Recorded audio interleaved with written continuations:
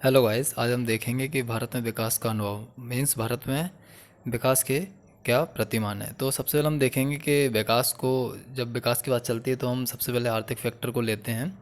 तो आर्थिक विकास का मतलब विकास समझा जाता है, लेकिन इसके साथ ही आर्थिक विकास जब होता है तो सामाजिक विकास भी इसके साथ जुड़ जाता है। तो देखते हैं हम विकास क्या होता है। विकास एक ऐसा तत्व है जो आर्थिक समृद्धि का प्रश्न है, लेकिन इसके साथ ही आर्थिक समृद्धि के साथ ही सामाजिक राजनीतिक प्रक्रिया में भी इसका योगदान रहता है, जो लोगों को जीवन की मुख्य धारा में शामिल होने के लिए प्रेरित करती है और किसी भी विकास प्रक्रिया में उन्हें सहभागी बनाती है।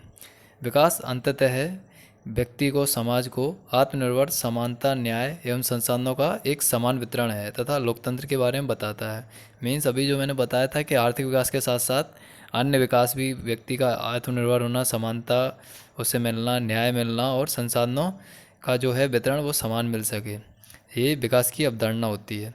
हम देखेंगे विकास, भारत में विकास के क्या काल रहे। तो सबसे पहले हम देखते हैं कि ब्रिटिश शासन काल में भारत एक अल्पविकसित राष्ट्र बन गया था, क्योंकि ब्रिटिश शासन काल में भारत में अत्यधिक दोहन किया गया संसाधनों का, और जो भारत से धन निकासी का सिद्धांत ब्रिटिश सरकार ने अपनाया, उसकी वजह से भारत काफ़ी गरीब देश हो गया था। भारत में जो भी कच्चा माल उत्पादित होता वो पहले ब्रिटेन जाता था, और ब्रिटेन से उत्पादित तैयार माल को वापस भारत में बेचा जाता है, जिससे भारत की स्वदेशी और राष्ट्रीय उद्योग थे वो बर्बाद हो गए और भारत में निर्धनता का प्रारंभ हो गया। फिर जब स्वतंत्रता प्राप्त हुई तो फिर इसके विकास के लिए एक रणनीति बनाई गई, जिसमें समाजवादी समाज की व्यवस्था अपनाई गई। समाजवाद में क्या होता है कि जो कामगार होते हैं पहले उनके हितों पर फोकस किया जाता है। ये ऐसे लोग होते हैं जो उत्पाद तैयार करते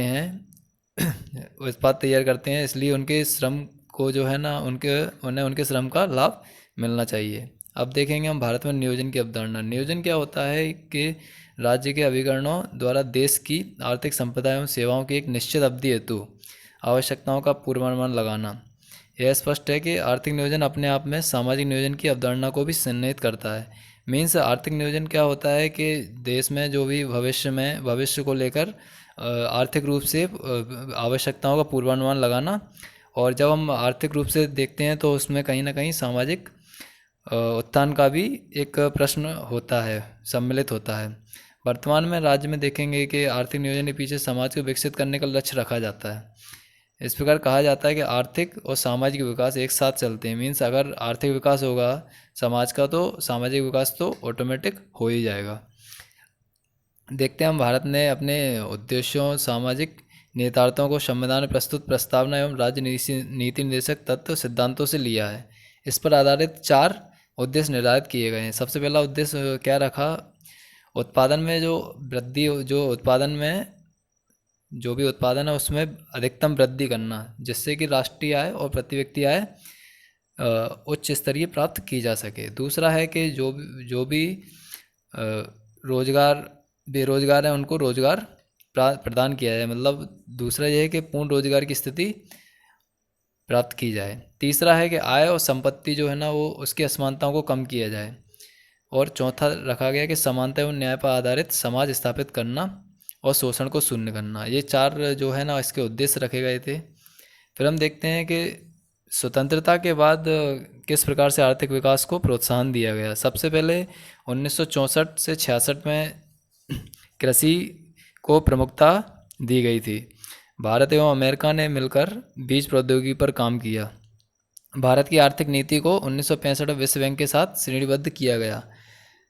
भारतीय अर्थव्यवस्था में 1975 के बाद से जो है ना निजी क्षेत्र पर निर्भरता बढ़ने लगी। इससे पहले क्या है कि जो भी उपक्रम थे वो ज़्यादातर उसमें से सार्वजनिक क्षेत्र के उपक्रम होते थे, लेकिन इसके बाद धीरे धीरे निजी क्षेत्र का भी भागीदारी प्रारंभ हो गई अर्थव्यवस्था में। और 1990 में तो आते आते भारत का जो अर्थव्यवस्था पर एक संकट गहरा गया था कि 1989 तक राजस्व घाटा जो है ना वो 10.1% के स्तर पर पहुंच गया था।